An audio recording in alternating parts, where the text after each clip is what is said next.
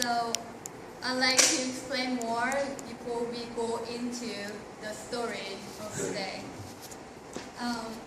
Do you know who is the lawyer of Jesus' time? Lawyer. A lawyer? Yes.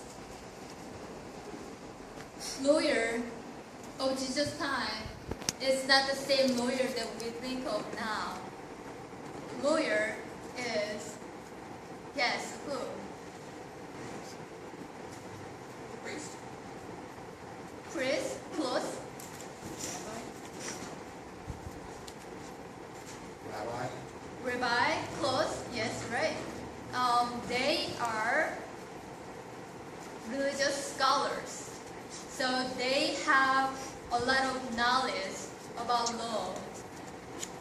So the lawyer came to Jesus and asked, "Who is my neighbor?" And then Jesus gave him a parable. A man was robbed and left for dead by some robbers.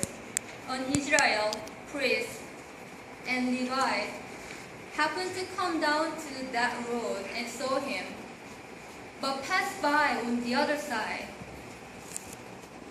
Neither of them helped him. But then Samaritan came and took pity of the poor man and helped him. Jesus asked, "Which of these three you think was a neighbor unto him who was robbed?" The lawyer said, "The neighbor was the man who did mercy with injured man." Jesus said to him, "Go and do likewise, then you will live." This parable of a good Samaritan is very familiar to most of Christians, and you may have heard this story more than 10 times in your life. So before I preach about this, you may know what I'm going to say. I saw a guy nodding. Okay, come up and preach. But just think of what lesson you have learned from the church about this parable, and see if it is the same that I'm going to preach about.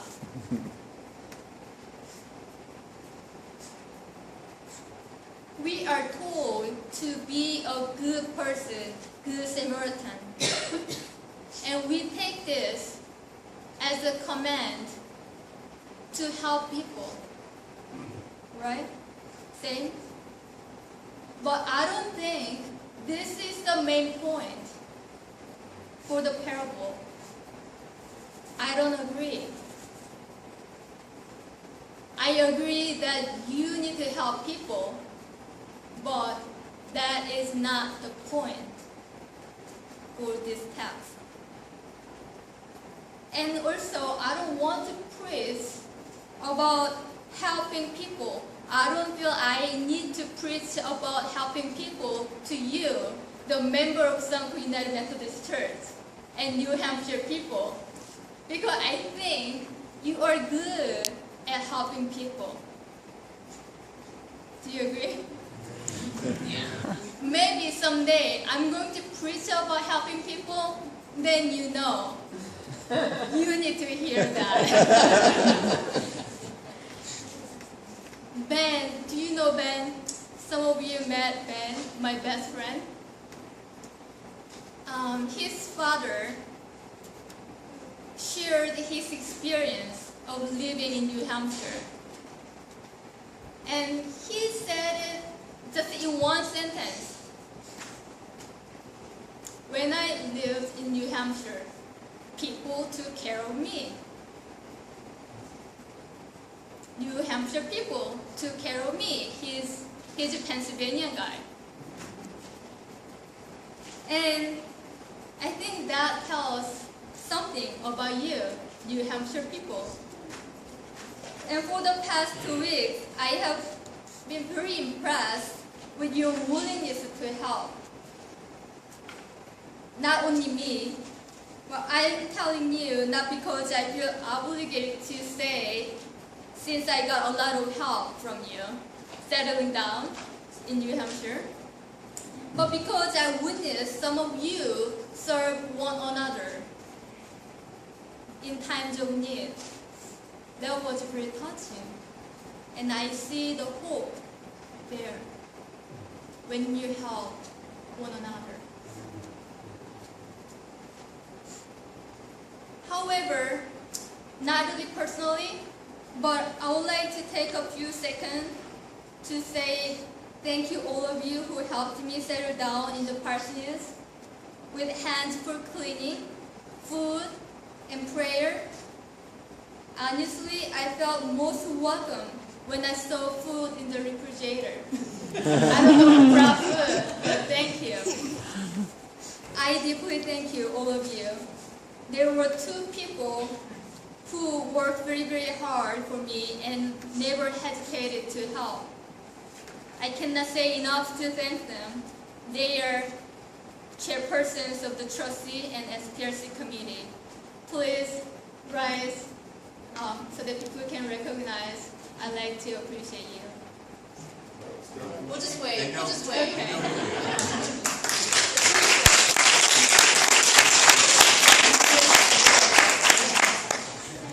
It was a lot of work, and I am afraid that no one wants to be a chairperson of any committee next time. Please share with people your good experience too. Going back to our topic today, we missed the main point because we separate this parable from its context. Before the story of a Good Samaritan, Jesus and the lawyer talk about how to receive eternal life. The parable comes from the context. Let's recall their conversation. The lawyer asked Jesus what he must do for the eternal life. Jesus turned the question back to him. What is written in the law? He said, you shall love your Lord God with all your heart, with all your soul, with all your strength, and with all your mind, and love your neighbors as yourself. Jesus said his answer was right and told him to do this. And then the lawyer asked Jesus again, then who is my neighbor? For this question, how can I have the eternal life? And then Jesus said, that is written in the law, and he knew it. But he asked, then who is my neighbor that I should love as myself? For this question, Jesus' answer was the parable. Jesus' answer was the parable of the Good Samaritan. Jesus chose a Samaritan as a good neighbor. Why Samaritan? It could have been anybody. Why it should be a Samaritan?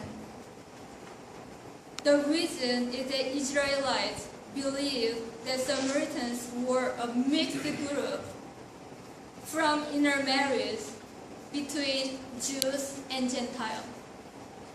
And Jews considered them as inferior. The Jews did not want to be associated with them because they thought they were better. However, Jesus is telling the Israel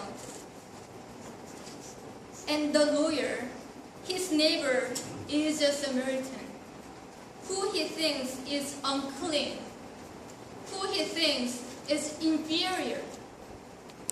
Jesus said, that person, Samaritan, is your neighbor.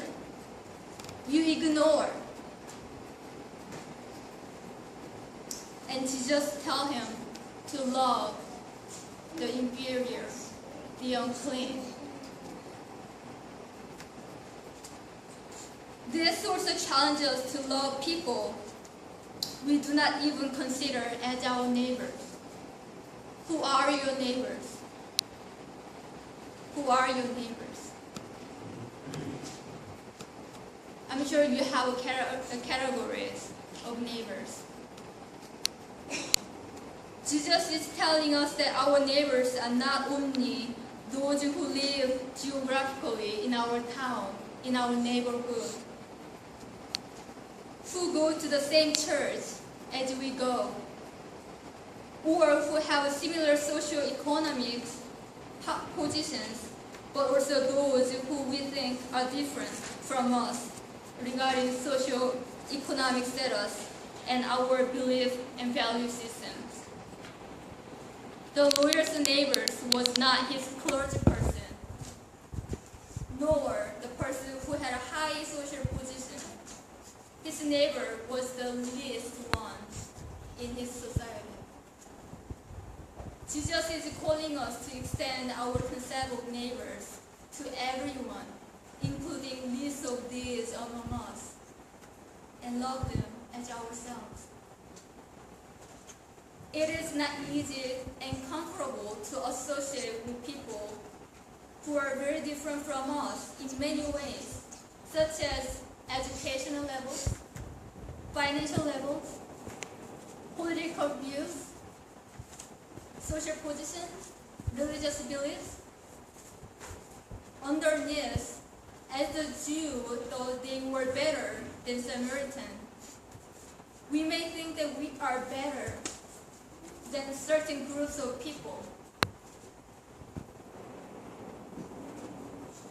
because our wealth, because our skin color, because our knowledge.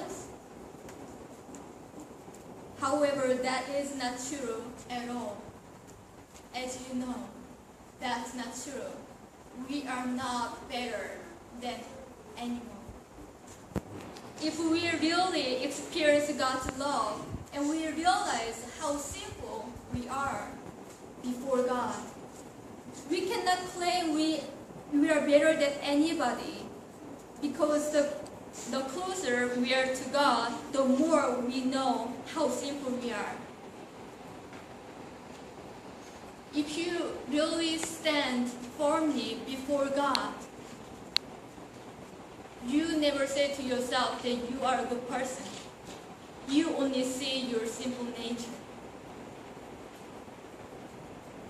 God is bright, and our sin is darkness. As Paul confessed in Timothy chapter 1, verse 15, Christ Jesus came into the world to save sinners, of whom I am the foremost.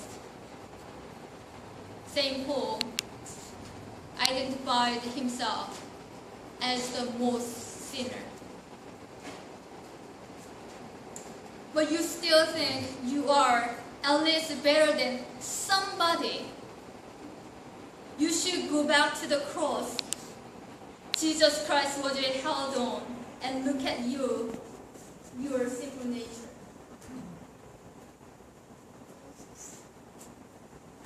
Now think of people in your mind that makes you feel uncomfortable and not willing to associate with.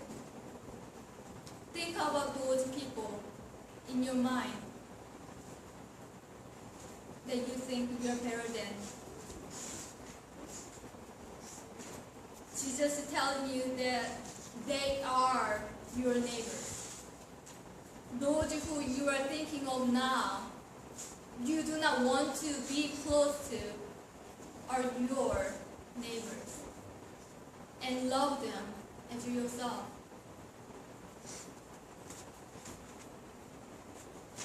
Jesus asks today again, who is your neighbor?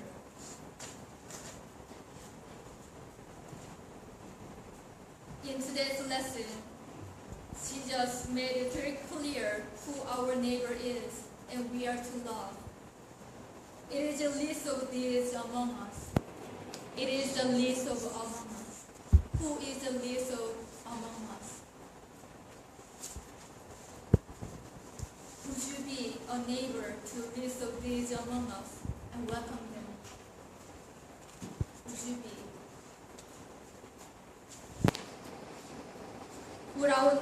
Would our church be a place to welcome them? Could we be a place for the least of these among us? In the name of Jesus.